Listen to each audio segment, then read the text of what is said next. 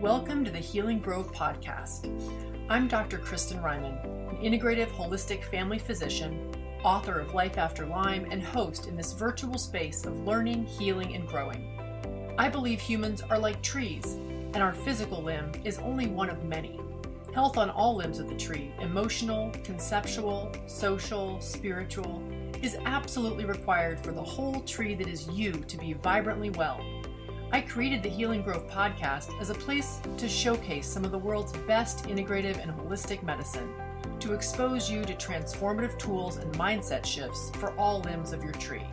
I hope you enjoy our conversation in the Healing Grove today as much as I enjoyed having it. Hey everyone, welcome back to the Healing Grove podcast. I am delighted today to introduce a new friend to you. This is a friend of a friend. Many of you know Jerry Morales, who is my fabulous executive assistant. And Kat is actually a friend from, is it high school or elementary or beyond elementary school? I think it was like elementary. And Jerry, back in the day, not to embarrass her, but she just had such a quiet, meek, beautiful spirit about her. Just always loved her. So it's cool that she roped me into this and to talk with you guys. Yeah. Jerry said, you have to interview Kat Romett, my friend from childhood. She's amazing. And she's a reflexologist. And I said, awesome, because we don't have anyone on the Healing Grove podcast yet who's spoken about the feet.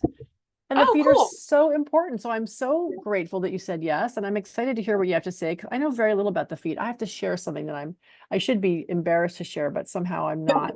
When I was in medical school, literally every day, the first quarter of medical school, we were doing anatomy, and every day was a new organ system, a new body part, like something that we had to take a deep dive into and memorize and then spit back out for a test.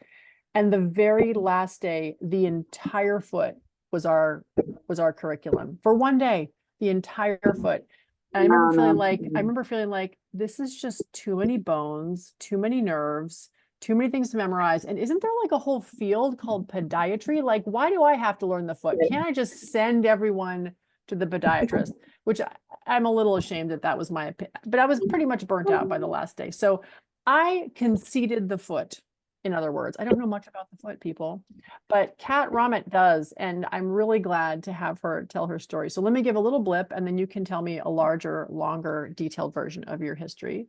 So Kat Romett is a musician. She's also a mother of 2 boys, and she's a licensed reflexology practitioner. Through her own journey with parenting a child with special needs, she's learned the importance of self-care and holistic health, and she sees the benefits of reflexology in both creating peace in the body, which then generates peace in stress-filled environments. So I can't really wait to hear about that, honestly. And she has a special interest in caring for caregivers in various fields, as well as women who handle stress on a daily basis. So I think you have a lot to say to my audience, and I'm just going to let you take it from there, Kat. Yeah, so I am a serious foot nerd. I'm all into the feet. And I'm just going to kind of share a little bit of my journey of what kind of got me into it, because it is a weird thing, reflexology, and I'll go into that all. But back, I don't know, it was maybe over a decade ago, I was in a pretty extremely stressful situation with my older son, who is currently diagnosed with autism nonverbal. And through that really stressful period of time, I lost feeling of my whole left side of my body, and it just like went. And I was like, oh my gosh, am I having a heart attack? What's going on here? So I went to doctors, I went to chiropractors, I went to neurologists.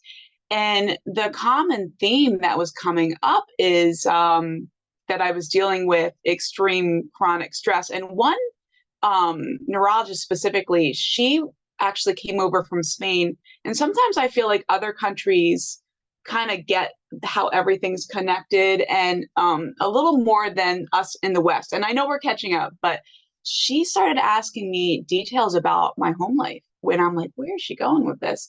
So I told her some really hard stuff that was happening. And she's like, your body is in extreme chronic stress. And to me, that was a shock, because back then I didn't understand that stress can affect you physically. I was like, no, this is real. This is really happening. And she said, yes, stress affects us that way. So through that whole journey of just understanding that had been seen by a reflexologist when I was working, and she was working on my feet when I was younger. And I just couldn't get over how she looked at my feet and she's like, you're not drinking enough water. And I'm like, how does she know that by looking at my feet? But I remember how that really helped me. And even when I was dealing with stress with my son, the one thing that really, really helped me was body work. Because a lot of times, we always feel like we have to know what's going on. And when you're in getting body work done, you're in a place where you're receiving. You don't have to know, you're just having someone take care of you. And a lot of times, just being in a place of receiving, not having to say anything, just letting yourself be relaxed, that in itself is really healing. So through that whole journey, I went to school for reflexology. And that's when I started to really understand the connection of chronic stress, trauma, and how it affects us in so many different ways. So Awesome. So how did you tell me a little bit about just, you mentioned reflexology school. How did that play out? You're a busy mom, right? You're right. already so stressed that you're manifesting, loss of sensation in one side of your body. How did you fit that in and what did that look like? Well, I think the big thing that it was honestly a turning point for me. It was a perspective shift. So I was just like, if I'm dealing with this chronic stress, how many other women are? And it just made me feel like once I was realizing how this is helpful, I wanted to help other women in it. So what I do with my practice is I schedule it because it's my own practice. I schedule it while my kids are in school, while there's childcare. And I noticed for myself that helping other people with the issues that I've dealt with and using those really hard moments and turning it for good has honestly been therapeutic for myself. So I started small, we always use what's in our hand, and I just grew it from there. And now my practice is, at a really healthy rhythm that I figured out that works in and amongst all of it. So it's been very helpful for me. Beautiful. I mean, as you're talking, I'm just thinking about all the limbs of your tree, and your physical limb was manifesting these symptoms, but your emotional limb and your conceptual limb, you talked about how you can check the conceptual limb at the door when you're receiving body work, but it's not always checked, right? Our monkey mind is always going. But that sort of like connecting to a purpose for this journey and connecting to that thing outside yourself, I really think of that as like the spiritual limb of our tree, like how we move through the world in such a way that honors all the other influences outside of us and gives back in that way. Yeah. So, Yeah. awesome. How long did it take you to go through reflexology school? Well, it took about a year for the basics of it, and then it's kind of like massage school. So then you continue to get trained. The school that I was in is ARCB certified, and I think it's important to make sure when you're looking for a reflexologist that they have credentials, they are trained, because it's not quite as regulated.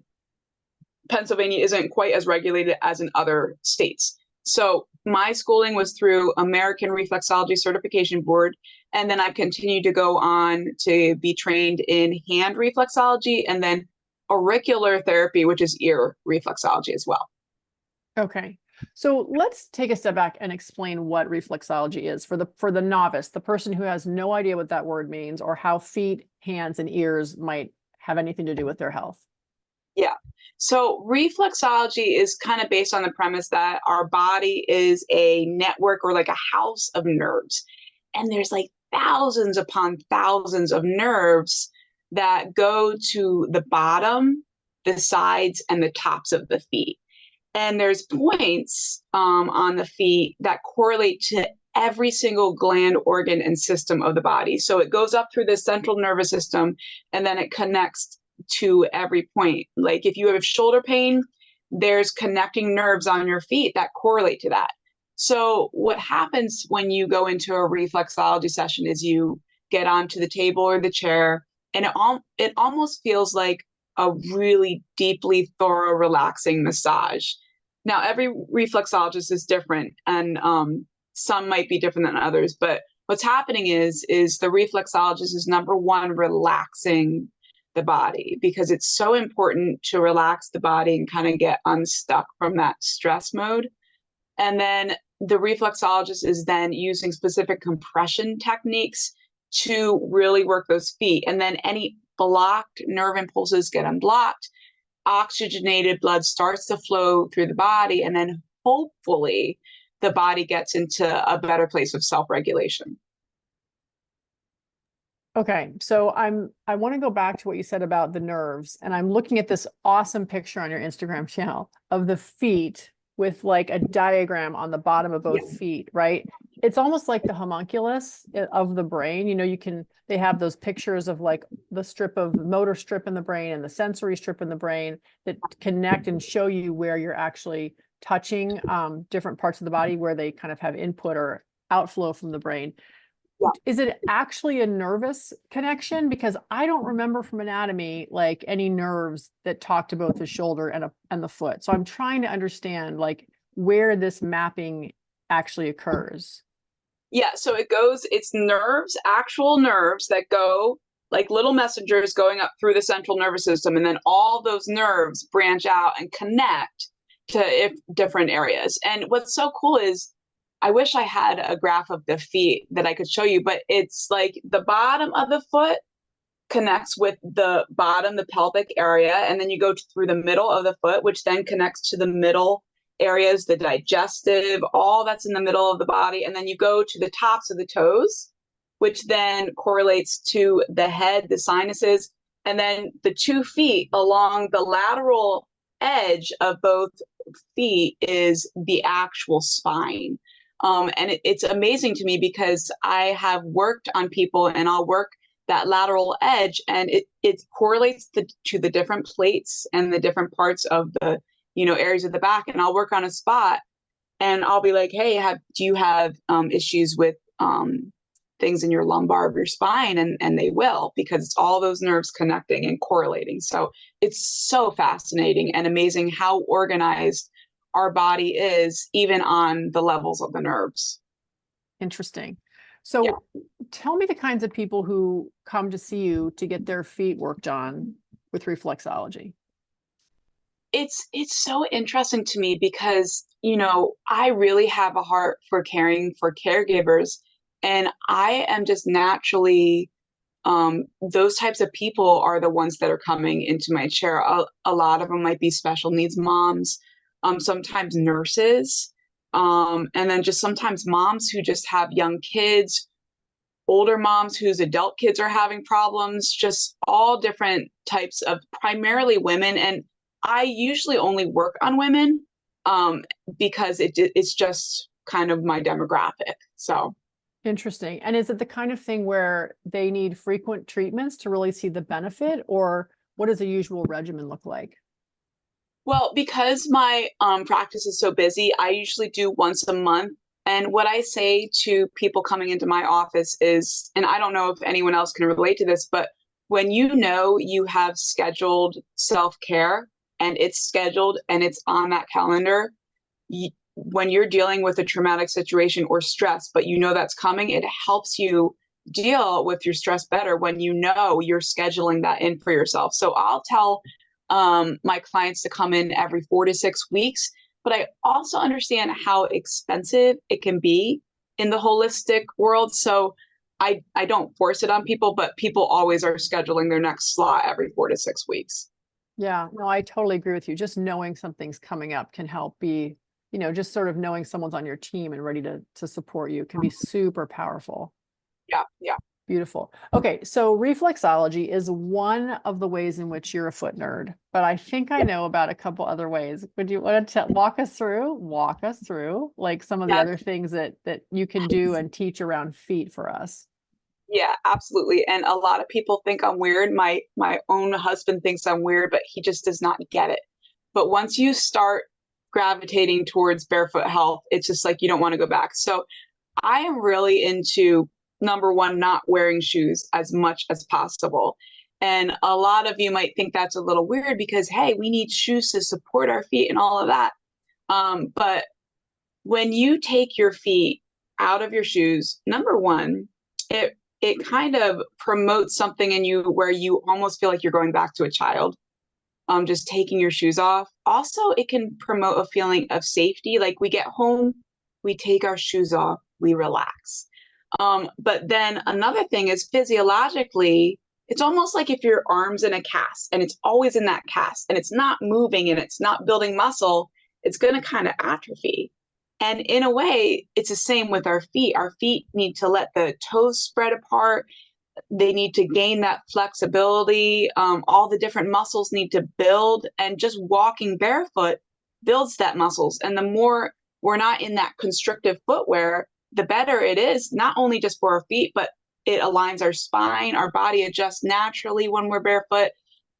So there's the physiological understanding of that, but then there's also something called grounding, aka earthing.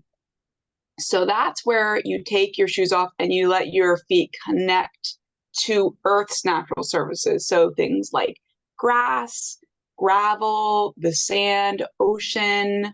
And what happens with that is our bodies have all of these electron charges in us, and we need to kind of discharge that. And when we're wearing shoes and we're not connecting to the natural ground, we're not able to discharge and balance all of those electrons in our body. So there's so many positives to just going barefoot outside. And the biggest one is inflammation. There's been studies that have proved that it helps with inflammation, with sleep, with stress, with nervous system regulation. I mean, I could go on, like so many benefits to just simply being barefoot outside. So talk to me about the politics of barefooting, because I know there are people who literally never wear shoes, who go out in the grocery store. Is that you? And what obstacles are there for people who really want to take that plunge? Right. That's a great question, because let's be real and honest. I'm not going to go now. When I first was married, I lived in Australia for a year, and that's the first time like they were big on being barefoot. Like I would see people going into the supermarket barefoot, and I absolutely loved it before I even was obsessed with being barefoot. But yeah, we live in colder months too. And yeah, I won't go into the supermarket barefoot. I'm not going to do that. But what I do for an alternative to have the same effects, not of grounding, but of letting our feet get stronger and more flexible, is I wear these things called barefoot shoes or minimal shoes. So there's a zero drop, there's flexibility in that shoe. And then if you look, there's a wider toe splay right here for the toe box. And when we're wearing shoes like that, then we can walk and we're still getting the benefits. And it's also not quite as harsh if people want to start off with that and then, maybe go on with practicing a small barefoot hike on grass or things like that. Cool. So I've never seen shoes like that. I thought when you said barefoot shoes, I was imagining like the Vibram toe shoes or the ones that have like their little gloves. No, I've never seen those. So that's awesome. You have to send me the one you like. Yeah. Yeah. I love that. So these are wilding shoes, but there is a group, and maybe I can send you the link so people can look into it. It's called the Foot Collective, and they are so good at educating the benefits and also transitioning into barefoot shoes and being barefoot, because some of us do have issues with our feet where they're sore, and maybe it might be too extreme to just go barefoot. So they have barefoot transitioning programs, also barefoot workouts to actually strengthen your feet. So I will send over that resource, and then other people can kind of quite understand it. But there's a whole world of barefoot shoes, and yeah, it's going to be interesting for you to check it out. I love it. Yeah, I want to see all that stuff. We'll put the links in the show notes. So when you are out in the world and you see someone wearing like the wilding shoe, for example, are you guys like, okay, I know you're an earthing person? I'll be honest, I don't know if it's because we live in the Northeast and it gets cold, but I haven't seen many people wearing them. So you guys, we need to all start doing this in Pennsylvania and build this whole like world of being barefoot and barefoot shoes. I need more people to be doing this with me here. Awesome. Well, you can tell I'm like on the cusp. Like this conversation is going to be my gateway conversation, I think, because I've always been a barefoot girl. I'm barefoot from the moment it's warm enough outside. Even in the winter, I'll go out in barefoot to like water my Oh, garden or, do not water in the winter, but like, tinker around, because as much as possible, I like to feel the earth on my feet. So tell us a little bit about earthing. We haven't actually had someone on the Healing Grove podcast talk about earthing yet. So you might be okay. you're going to break us into this conversation. So I'm going to just read this little blurb because there's people that word this better than me. So grounding, also known as earthing, is the process of connecting your body to the Earth's electrons to neutralize your charge. It's kind of like if you guys look like at a plug and that third little port down there, that's the grounding port in the electric thing. It's kind of loosely based on that. So when you walk barefoot on the ground, your body absorbs millions of free electrons or negative ions from the earth. And these electrons travel throughout your body and neutralize free radicals in your tissues, which can reduce oxidative stress. And I don't know if you've talked about oxidative stress, but that's connected to a lot of things. Like we're just around a lot of technology all the time, like our phones, microwaves, all of that. And it can cause a lot of inflammation in the body. So when we are grounding, we're actually protecting ourselves from oxidative stress, believe it or not, and inflammation. And of course, we all know inflammation is a factor in many chronic diseases, which is a lot of the people that are connected through your practice dealing with chronic diseases. And reducing it can help prevent inflammation-related health disorders. And, it's not just when you're outside. There are also products through grounding.com where I put a grounding sheet on my bed. So then you can have a grounding effect indoors or when it gets colder. And they even have grounding shoes where they will put a copper connection or line your soles with silver. So there's a grounding effect when you actually have shoes on as well when you're outside. So there's many options to have that grounding effect in the body. Wow. And have you seen can you tell if you're not grounding enough? Do you feel any different in your body? I feel like I can definitely tell difference, especially in sleeping better at night. But I also want to mention, and this is true for anything you're experimenting with or trying, everybody is different. So everybody's bodies are going to self-regulate differently. And some people might notice one benefit while other people might notice a different benefit. So it's different for everyone. And even with grounding, people are finding that it helps with pain management, even with the immune system, faster wound healing. I mean, there's a lot of different things that people are saying it helps with. It's crazy. Amazing. So Yeah. we've talked about barefooting, we've talked about earthing and grounding, we've talked about reflexology. Is there anything else foot, toe, heel related that we should talk about before we leave this very important part of our body? No, I mean, I think that we kind of pretty much covered it, where we don't want to like bore people past that probably. Well, I know you have a magnesium cream. I'm wondering if that's something that you can rub into the feet, or is that something for application elsewhere? Okay, so now we're going to talk about magnesium. I'm like obsessed with magnesium. And this goes back to my whole journey myself. And isn't it crazy how, as practitioners, we use what has worked for us and let other people know about it. So for me in my journey of dealing with chronic stress, I got referred to transdermal magnesium. So transdermal magnesium absorbs differently than internal. So when you're using transdermal, it's bypassing the liver and digestive. So you're not getting all of that extra maybe digestive issues that you might with certain magnesium. So when you're massaging magnesium into the feet, and I do this, I have a magnesium add-on for my reflexology clients if they want. It's going right into the muscles and the cells of the body. So magnesium works as an all-natural muscle relaxant. So when you're actually massaging that into the feet, it's absorbing into the system, but it's also helping to relax the body. And some people even say it can amplify grounding effects because of the salts that are in the cream. So, and I also create and make it through my other business, Roots Apothecary.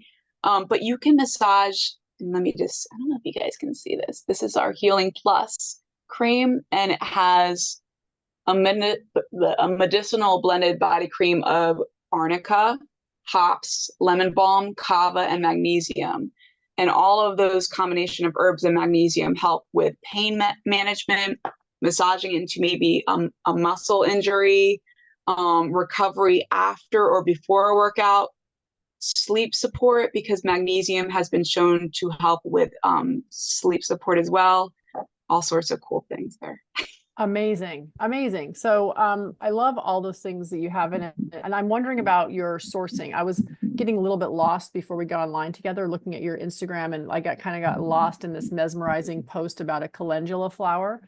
Like, are you growing these yourselves and like putting them in your salves, or what's happening there?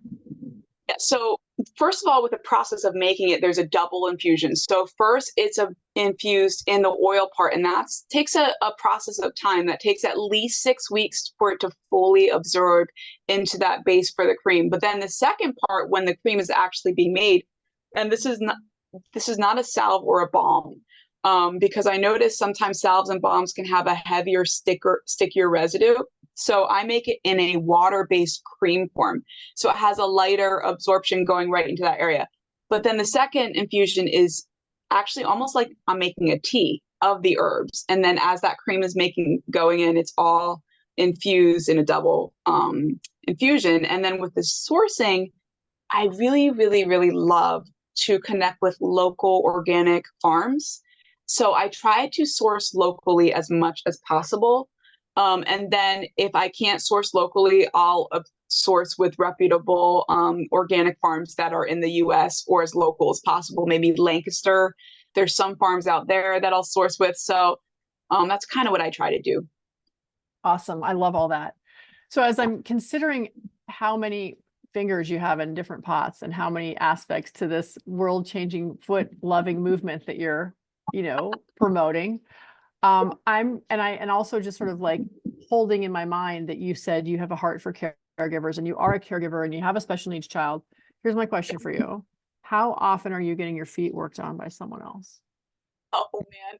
So I try to do once a month. And it can vary between getting my feet done or getting massage. But here's the thing, and I don't know if you guys have noticed this, you have to schedule ahead with body workers, because people like me or massage therapists, there's a lot of us that need massages or reflexology and they fill up quickly. So I'm learning for myself what I'm telling other people, scheduling ahead so I can get that once a month. And it's, the most realistic timing for me. I can't do it any more than that, but. And can you do, in a pinch, can you do your own feet? I do my own feet. And what I actually like to do is I like to use my cream at night, and I'll just give myself a deep foot massage. And I have a protocol on how to do it yourself on my Peace Roots Feet Instagram. So that can kind of show you the different techniques that I use, relaxation techniques on my clients that you can do on yourself. Awesome. We will definitely link to that, because I know a lot of people in my community really love the self-help tools, things they can DIY on their own. Speaking of which, is there anyone who shouldn't do reflexology? Like, are there any points, for example, if you have a heart issue, should you really avoid that point in the foot that has connection to the heart? There are definite contraindications. And as a precaution, I do not work on anyone in their first trimester. Also, if you've had recent surgery, if you have had a heart attack, anything to that nature, always go to your physician before you get your feet worked on, because it's more important to make sure that it's okayed by your doctor before someone works on you. So, having trained as a doctor, there was never a point at which someone said, here are the contraindications for reflexology. Make sure you tell your patients if they ask you. I can imagine anyone going into their doctor being like, hey, I'm considering this, letting this woman rub my feet, that they would either be like, well, that sounds completely innocuous, go for it. Or, well, I don't know anything about reflexology, don't do it. It's probably, it's potentially dangerous until proven otherwise. So how do people really have that conversation? How do you recommend they speak to their doctor to get helpful guidance about whether this is something for them? Yeah, I would just talk to their physician and just say, I'm going to be seen by a reflexologist. She works specifically on stimulating the nerves on my feet through different, techniques. Is that okay? I mean, I think in other countries, they're not as strict about like contraindications, but I like to play it safe. Oh, also another one, if you have a bunch of large varicose veins on your feet, I'm going to stay away from that as well, because I don't want to mess with all of those varicose veins that are on the feet. So that is another contraindication. And it's pretty visual for people to see if they have them or not. Now, those would probably be on the tops or sides of the feet rather than like the plantar surface or the bottom of the foot, correct? Right. But me as a reflexologist, I work on the bottom, the sides, and the tops. So I would say no to someone even if they have large veins just on the tops or the sides. So Okay. yeah. Okay. All right. So one last question. I'm just thinking about someone who might be a newcomer to reflexology and interested in trying it out. Is there anything they should be prepared for in terms of pain or the aftermath, any detox? Like, how do you counsel people about what to expect? That's such a good question. So sometimes, and this can happen with massage as well, there's something known as the healing response. So what's happening is when you're getting a session, there can be a detoxing effect that happens after. So I don't treat, diagnose, or cure. So I don't even tell people to drink water. But if you come up with that idea, that's great. Because what's happening is those toxins want to come out, and sometimes they want to come out quicker than they can. So you might feel tired after. You might even feel like you have a low grade cold. And usually, if you keep on having reflexology, that should probably subside, but it might happen for your first session or if you've gone through a lot of trauma. I've worked on missionaries who come right off the field dealing with extreme stuff, and I'll go a little more gentle on them because that healing response, the trauma kind of working out of the body might be too extreme for them. So these are definite things to think through. You know, Wow. Well, that brings up another question for me, which is that I saw the picture on your Instagram page with the feet, and all the things on that schematic were physical parts of your body. But it sounds like there's also the potential for this to work on the emotional limb of your tree. Are those yeah, specific points, or is that just a natural reaction to having your physical body worked on in this way? I mean, for me, in my practice, and every reflexologist is different, I primarily focus on the physiological connection of the nerves. But then I also know all of it is connected. Our emotional, spiritual, and physical body are connected. So sometimes I'll work on someone and they'll just start crying and they won't know why, because there's some type of emotion or trauma that, in fact, was released while I was working on them. And you just kind of let that come out. But I think for sure, trauma and stress kind of get stuck in our bodies, and it's sometimes hard to know how to get that out. And that's why body work is such a great way to kind of work on that as well, because you don't need to know how to get it out. You just relax and let whatever needs to come out, Yeah, that gets back to that receiving without having to force a story, right? Just letting it flow through you. Yeah, and I also let clients know you can talk as little or as much as you want. Some people, they just need to process things verbally. They need to just get things out. And then other people, they need to just conk out. And you never have to feel like you need to be on when you're in a session with me. Just be real, just do what you need to do. It's not for me. Don't feel like you have to say a lot of stuff to me. Just do what's going to be the most helpful for you.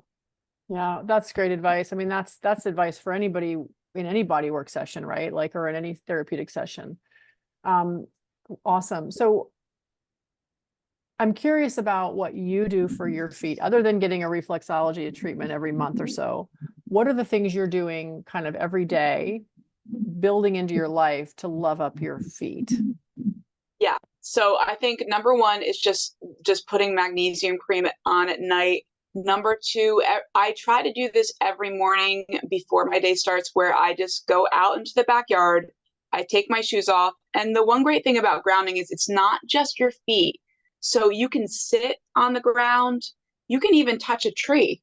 Um, you can touch water. Like, there's different ways to ground. But what I'll do is every morning I'll just take my morning cup, sit on the ground, and I'll just reflect and just be in that grounding mode, because a lot of times too, it's not just letting our bare feet touch the ground, but there's increased effects by also using our mind to ground ourselves, to focus on what's in front of us, to just get out of those racing thoughts. And I'll try to just start the day doing that every morning.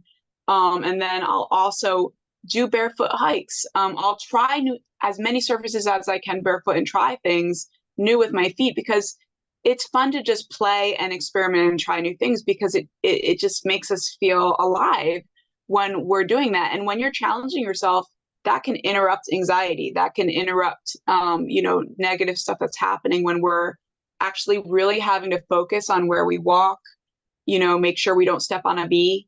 It's all in on what we're doing in that moment that can kind of pull us out. So I'll try to do that. And of course, get my feet worked on, get full body massage. Those are just some things that I do. Love it. Those are all really helpful. We will share all of those in the on Instagram, and definitely let people know about your magnesium cream. Is there anything else that you would like to say to this community of wellness seekers, many of whom are working through their complex mystery illnesses, or those of their family member, older or younger, that we haven't said yet? I think just something to remember is sometimes it's really hard to get out of that hamster wheel of just handling emergencies and handling everyone's stuff. And really just the first step is always hard. It feels awkward. It feels selfish, but just try to do something just to get that started. Even if you're out barefoot for like even 1 to 2 minutes, just start and then kind of work from there. And once you start doing it and growing, it will then become a routine. And then that's when it will be something that you crave.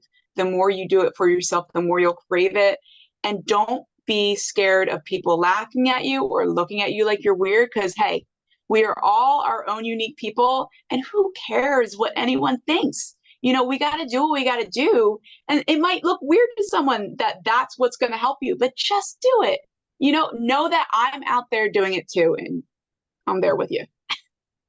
I love that. Well, thank you so much, Kat. This has been great. Really appreciate your being on the Healing Grove podcast and sharing all of these great foot nerd learnings with us, so that we can be better suited to care for our feet and ourselves.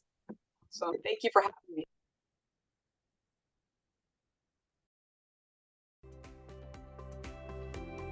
I hope you enjoyed this episode of the Healing Grove podcast. If you liked it, please be sure to like and subscribe. And if you want to deepen your experience further, consider grabbing a copy of the Healing Grove Playbook. With journal prompts for this podcast and 41 others, it's the perfect place to record your learnings, keep track of the tools you explore, and reflect on your own experience. Finally, it's important to mention that even though I am a doctor, nothing you hear on this podcast, whether from myself or my guests, constitutes medical advice. Any intervention you try should always be discussed with and supervised by a trusted member of your own healing team. Thanks for listening, and see you next time in the Healing Grove.